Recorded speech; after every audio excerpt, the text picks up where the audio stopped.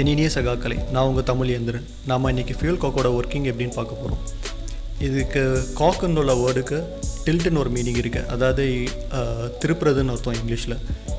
இதுதான் ஃபியூல் காக். இதோட main primary function என்னென்னு பார்த்தீங்கன்னா, ஃபியூல் அதாவது பெட்ரோலை வந்து ஆன் ஆஃப் அப்புறம் ரிசர்வ் பொசிஷனில் வச்சு டைரக்ட் பண்ணுறதுக்கு யூஸ் ஆகுது. இது பக்கத்தில் பார்த்தீங்கன்னா ஒரு ஆரோ மார்க் கொடுத்துருக்கோம். ஃபியூல்னு போட்டு ஒரு ஆரோ மார்க் கொடுத்துருப்பாங்க. இந்த ஆரோ மார்க் வந்து எதை பாயிண்ட் பண்ணுதோ அதுதான் அதோட பொசிஷன். இப்போது இதில் ஆரோ மார்க் வந்து மேலே ஆன் இருக்குது. ஆன் இருக்கிறதுனால இது ஆன் பொசிஷனில் இருக்குது. ஆஃபில் இருந்துச்சுன்னா ஆஃப், ரிசர்வில் இருந்துச்சுன்னா ரிசர்வ்.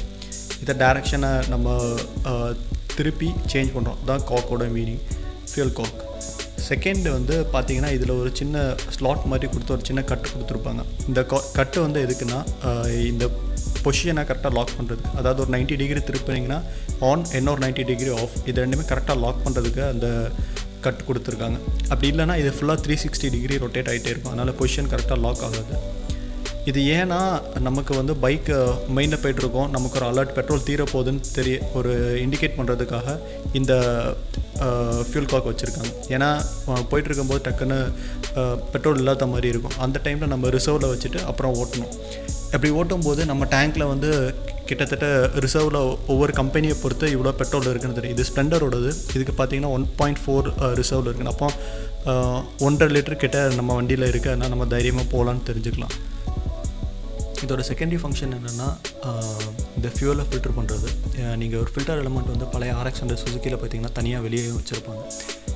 இந்த ஃபில்டர் எலமெண்ட்டை எடுத்தோன்னா உள்ளே ஒரு டியூப் இருக்கும். பெட்ரோல் வந்து இந்த டியூபுக்கு உள்ளே என்ட்ராகிறது எல்லாமே வந்து ஆன் பொசிஷன். இதுக்கு டியூபுக்கு அவுட் சைடில் வர்றது, அதாவது ரிசர்வ் பொசிஷனில் வச்சுட்டு வச்சோன்னா இந்த டியூபுக்கு அவுட்டரில் வர்றது எல்லாமே வந்து ரிசர்வ். இப்போ இந்த பைப்போட ஹைட்டை பொறுத்து ரிசர்வோட குவான்டிட்டி மாறும். இதுக்குள்ளே பார்த்தீங்கன்னா ஒரு ஓரிங் இருக்கும் ஃபில்டர் எலமெண்ட்டில். இந்த ஃபில்டர் எலமெண்ட்டை மாட்டும் போது என்ன ஆகும்னா, அந்த ஃபில்டர் எலமெண்ட் அதோட எண்டில் வந்து நல்லா சீட் ஆகி ஒரு சீலண்ட் மாதிரி ஆக்ட் ஆகும். அப்படி ஆக்ட் ஆகும்போது பைக் போய் மெயின் பொசிஷனில் வைக்கிறப்போ அது ஃபில்டர் ஆகி ஆனில் அப்படியே என்ட்ரு ஆகும். அதே போல் பைக்கை வந்து ரிசர்வில் வைக்கும்போது என்ன ஆகுனா அவுட்டர் ரிங்கோடி அப்படியே இறங்கும். இதுக்குள்ளே ஒரு ஓரிங் கொடுத்துருப்பாங்க. இதை வந்து பைக்கை டைட் பண்ணும்போது, டேங்க்கில் டைட் பண்ணும்போது நல்லா சீலாகி லீக் எதுவும் இல்லாத மாதிரி பார்த்துக்கும். அதுக்கப்புறம் ஃபியூல் டேங்க்கில் எப்போவுமே கொஞ்சம் அன்யூஸ்டு ஃபியூல் இருக்கும். அதை நம்ம என்ன தான் ஸ்டார்ட் பண்ணாலும் பைக் ஸ்டார்ட் ஆகாது அதை வச்சு. இது ஏன்னா இதில் ஃபில்டர் எலமெண்ட் வந்து 1 இன்ச் தாண்டி தான் ஆரம்பிக்குது. அதுதான் ஃபில்டர் எலமெண்ட்டை வந்து ஃபியூலை ஃபில்டர் பண்ணி உள்ளே அனுப்பும். ரீசன் என்னென்னா, பெட்ரோல் போடுறப்போ வாட்டர் ட்ராப்லெட்ஸ் மழை பெய்கிறப்போ என்ட்ராயிடலாம், இல்லைன்னா டஸ்ட் பார்ட்டிகல்ஸ் எல்லாமே என்ட்ராகலாம். இதெல்லாம் வந்து பெட்ரோலை விட டென்சிட்டி அதிகமானது. அப்படி ஆகும்போது எல்லாமே கீழே செட்டில் ஆகும். அதெல்லாம் உள்ளே என்ட்ராகாமல் இருக்கிறதுக்கு தான் 1 இன்ச்சு தாண்டி தான் ஃபில்டர் எலமெண்ட்டை வச்சுருக்காங்க.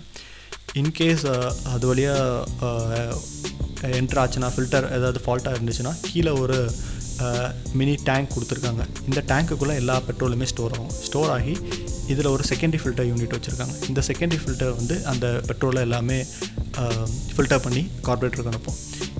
அதை லீக் ஆகாமல் இருக்கிறதுக்கு அதை சுற்றி ஒரு ஓரிங் வச்சுருப்பாங்க. இது வழியாக தான் பெட்ரோல் வரும். பெட்ரோல் வர்றது எல்லாமே வந்து இது வழியாக என்ட்ராகும். உள்ளே போய் இந்த பக்கத்தில் இருக்க ஃபில்டர் எலமெண்ட் வழியாக வெளியே வரும். இப்படி வைக்கும்போது பார்த்திங்கன்னா பெட்ரோல் வந்து அந்த டெலிவரி யூனிட், அதாவது ஆன் இல்லை ரிசர்வில் வைக்கும்போது வரும். வந்து இதில் ஃபில்டர் ஆகி அப்படியே அந்த ஃபியூலோட அவுட்லெட் வழியாக வெளியே போயிடும். இது ஒரு கான்செப்ட். இப்படி என்ட்ரு ஆகும்போது ஃபியூல் எல்லாமே வந்து உள்ள டெபாசிட்ஸ் எல்லாமே வந்து கீழே மாட்டிக்கும். இது நான் தனியாக ஒரு சர்வீஸ் வீடியோ போட்டிருக்கேன், நீங்கள் பார்த்துக்கோங்க, லிங்க்லேயும் கொடுக்குறேன். டெபாசிட் ஆகி ஃபியூல் கார்பரேட்டருக்கு அனுப்போம். அதனால் நம்ம அப்பப்போ க்ளீன் பண்ணி சர்வீஸ் பண்ணிக்கலாம்.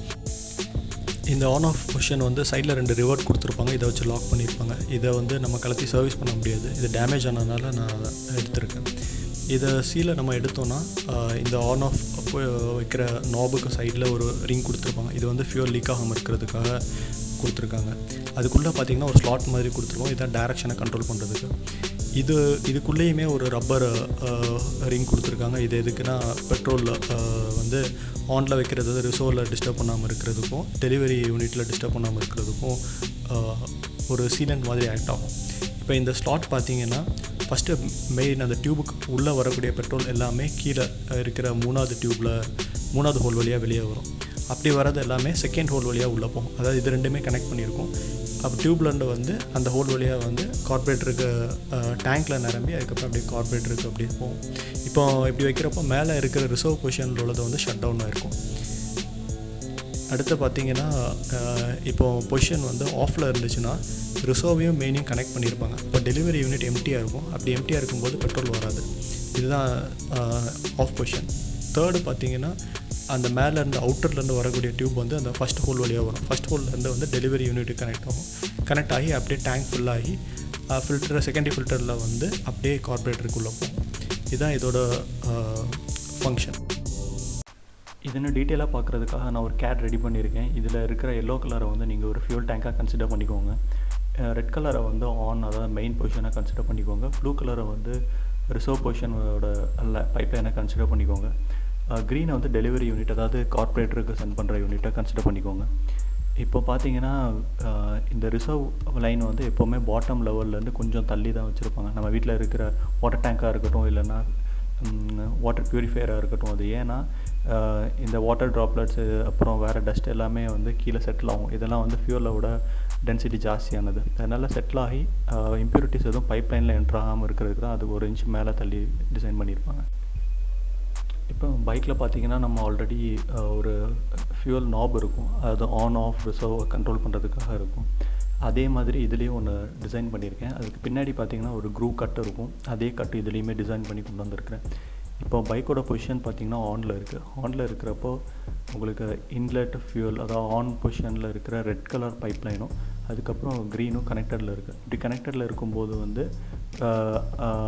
ஹைட்டாக இருக்கக்கூடிய ஃபியூல் லைன், அதாவது ரெட் கலரில் இருந்த பெட்ரோல் வந்து அப்படியே க்ரீனில் கனெக்ட் ஆகிருக்கிறதுனால அப்படியே கார்பரேட்டருக்கு அதை சென்ட் பண்ணும். இதே இப்போ நம்ம வந்து இந்த நாபை ஆஃப் பொசிஷனுக்கு மாற்றுறோன்னா என்ன ஆகும்னா ரெட் கலரும் ப்ளூ கலரும் கனெக்டடாக இருக்குது. அதாவது ஆன் அண்ட் ரிசர்வ் இது ரெண்டுமே கனெக்டடாக இருக்குது. அப்போ இது வந்து ஒரு க்ளோஸ்ட் லூப் மாதிரி க்ளோஸ்ட் லூப் ஆகி பெட்ரோல் ரெண்டுமே உள்ளே சர்க்குலேட் ஆகி அப்படியே நிற்கும். அதனால் டெலிவரி யூனிட் க்ரீன் கலர் வந்து சும்மா தான் இருக்கும். அதனால் பெட்ரோல் எதுவுமே போகாது. அதனால் ஆஃபில் இருக்கிறப்போ பெட்ரோல் வராது.